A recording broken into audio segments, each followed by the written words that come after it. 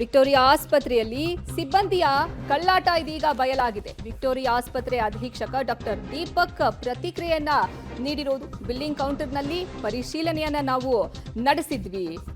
ಈ ವೇಳೆ ಹಣದ ಮೊತ್ತದಲ್ಲಿ ವ್ಯತ್ಯಾಸ ಆಗಿರೋದು ನಮಗೆ ಕಂಡು ಬಂದಿದೆ. ವ್ಯತ್ಯಾಸ ಕಂಡು ಬಂದ ಕೌಂಟರ್ ಅಲ್ಲಿ ಇದ್ದವರನ್ನ ನಾವು ವಜಾ ಮಾಡುವಂತಹ ಕೆಲಸವನ್ನ ಮಾಡಿದ್ದೀವಿ. ಹೊರಗುತ್ತಿಗೆದಾರ ನೌಕರರಿಂದ 20 ಲಕ್ಷಕ್ಕೂ ಹೆಚ್ಚು ಹಣ ವ್ಯತ್ಯಾಸ ಬರ್ತಾ ಇದೆ. ಈಗ 8 ಮಂದಿ ವಿರುದ್ಧ ವಿವಿಪುರಂ ಠಾಣೆಯಲ್ಲಿ ಎಫ್ಐಆರ್ ಸಹ ಆಗಿದೆ. ವಿಕ್ಟೋರಿಯಾ ಆಸ್ಪತ್ರೆ ಅಧೀಕ್ಷಕ ಡಾಕ್ಟರ್ ದೀಪಕ್ ಹೇಳಿಕೆಯನ್ನ ಕೊಟ್ಟಿದ್ದಾರೆ.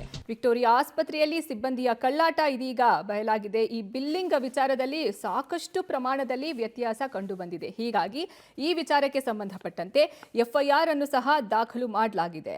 ವಿಕ್ಟೋರಿಯಾ ಆಸ್ಪತ್ರೆಯ ಅಧೀಕ್ಷಕ ಡಾಕ್ಟರ್ ದೀಪಕ್ ಅವರು ರಿಯಾಕ್ಷನ್ ಅನ್ನ ಕೊಟ್ಟಿದ್ದಾರೆ. ಬಿಲ್ಲಿಂಗ್ ಕೌಂಟರ್ನಲ್ಲಿ ಪರಿಶೀಲನೆಯನ್ನ ನಡೆಸಿದ್ವಿ. ಈ ವೇಳೆ ಸಾಕಷ್ಟು ವ್ಯತ್ಯಾಸ ಕಂಡು ಬಂದಿದೆ. ಹೀಗಾಗಿ ಆ ಕೌಂಟರ್ನಲ್ಲಿ ಇದ್ದಂತಹ ಈ ಹೊರ ಗುತ್ತಿಗೆದಾರರನ್ನ ವಜಾಗೊಳಿಸುವಂತಹ ಕೆಲಸ ಆಗಿದೆ. 8 ಜನರ ವಿರುದ್ಧ ಎಫ್ಐಆರ್ ಸಹ ವಿವಿಪುರಂ ಸ್ಟೇಷನ್ನಲ್ಲಿ ದಾಖಲು ಮಾಡಿದ್ದೀವಿ ಅನ್ನುವಂತಹ ಮಾತನ್ನ ಅವರು ಹೇಳಿದ್ದಾರೆ. ಸದ್ಯ ಹಣದ ಮೊತ್ತದಲ್ಲಿ ಸಾಕಷ್ಟು ಪ್ರಮಾಣದಲ್ಲಿ ವ್ಯತ್ಯಾಸ ಆಗಿದೆ.